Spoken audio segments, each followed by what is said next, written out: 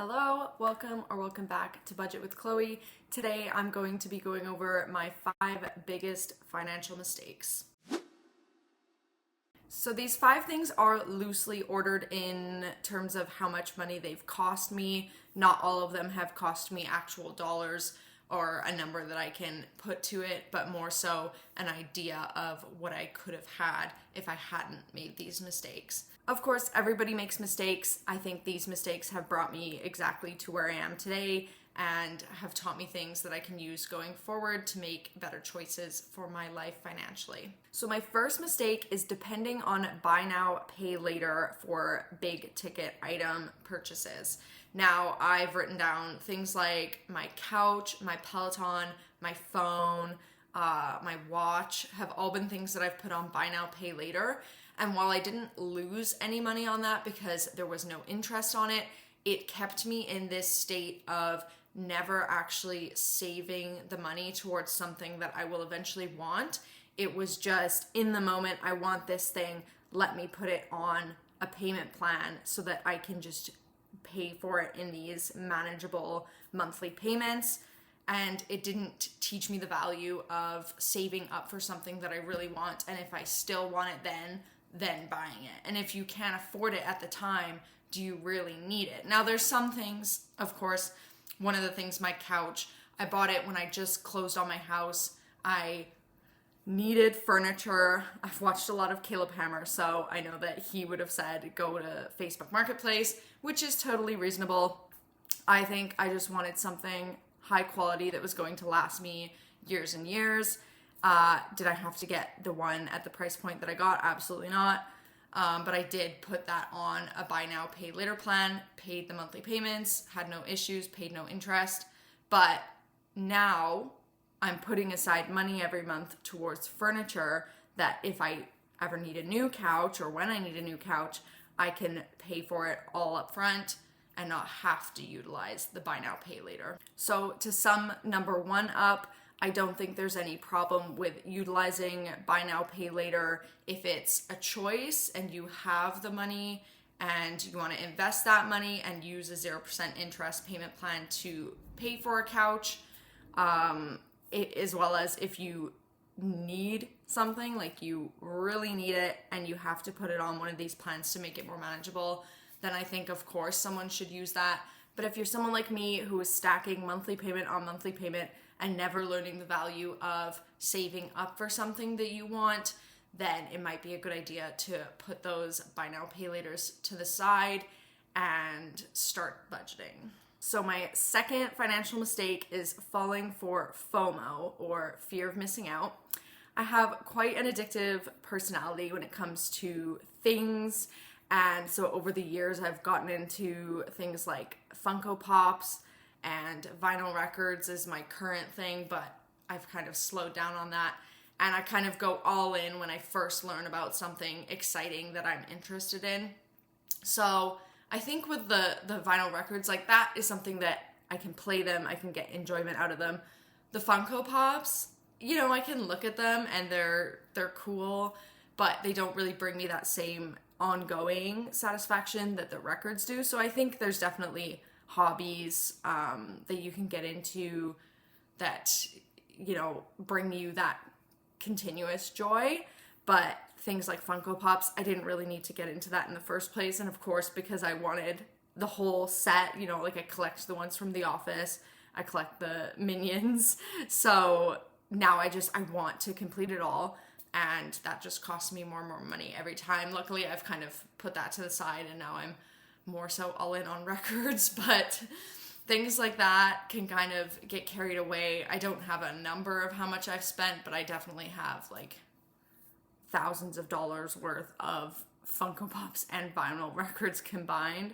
So, if it fits in your budget, have at her, but I think I was doing it at a time where that money definitely could have been used better and pay for more important things than that. So that is number 2. Mistake number 3 is being overly generous in my youth.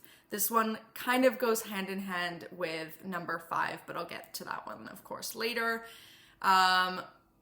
a specific scenario comes to mind with this. In my early 20s, I took my then boyfriend on a European trip, almost all expenses paid. I did have him pay a couple $100 towards some of the activities while we were there, but I spent over $10,000 on this trip. I had just started working a job during university, where I worked full-time in the summer, and I made quite a bit of money with really low expenses. We were living together at that time, but the expenses were quite low, and he was also a student. He chose not to work.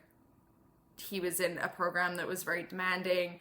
I was feeling very generous and wanted to go on this trip, so I offered to just pay for the whole thing. Would I go back and change anything? Probably not. Like I said, these things have helped me learn and grow as a person. I had a great time. I got to see my family. We stopped in England and I saw my family, and I think that is always something I don't want to take for granted. But would I do that now? Probably not.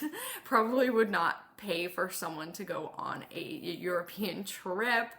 It's just one of those things that you learn as you go. So that is mistake number 3. Mistake number 4, this is a big one. If you know, you know.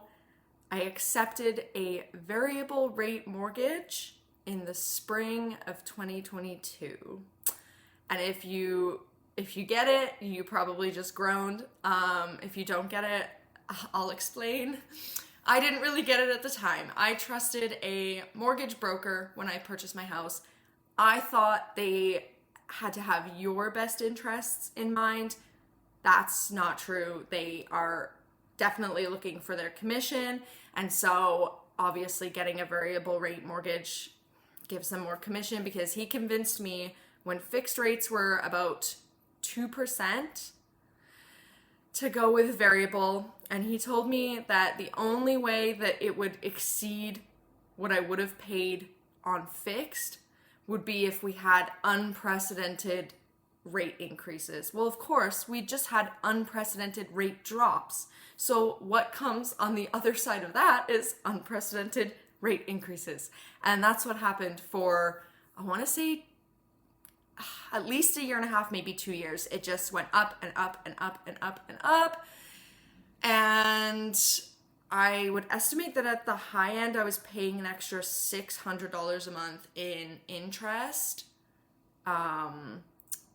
between my very first payment, which was at the, I think, 1.97% that I signed at, to the highest. So that's a huge jump. Now, of course, the Bank of Canada has been dropping the rates, which I know for everyone with savings accounts, not so great. But for me, I'm doing a little prayer, thank you, every time that happens, because that is great for my variable rate mortgage.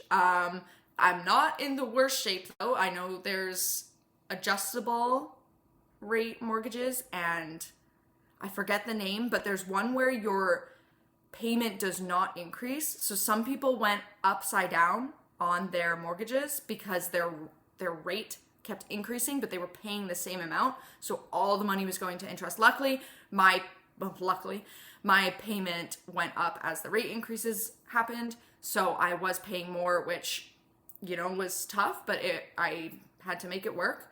But at least, you know, I was still paying down principal on my mortgage, and now I'm kind of out the other side and it's looking a bit better. So don't trust a broker to look out for you. They'll find you the best rate, but they might not find you the best 5-year plan, we'll say. So that is mistake number 4. Probably has cost me the most money, but number 5 is more so in theory, I guess. So we'll just go and say that number 5 is not having a budget until I was 24 years old. And that is what I found YNAB in 2022. No, this has not been an advertisement for YNAB the whole time. Of course, if you have seen my other videos, that is what I make content about, is my budget in YNAB. You can use whatever you like. Whatever you find and enjoy, whatever keeps you to it, use it. Because not having a budget, probably cost me thousands, right? Money just went, and there was no thought a lot of the time. I don't even know how I used to do it, because now looking at my checking account, I mean, I obviously lived with my parents for a lot of that time, so I didn't have a lot of expenses. Now with all of the payments that I have going on, I need something that is, straightforward, and just looking at a number in my checking account does not tell me whether I have enough money this month or not. So having a budget is so, so important. You're giving your money a job, you're giving it a plan, you're helping yourself reach your goals. It's assisting you in doing that. It's telling you what you can and can't do.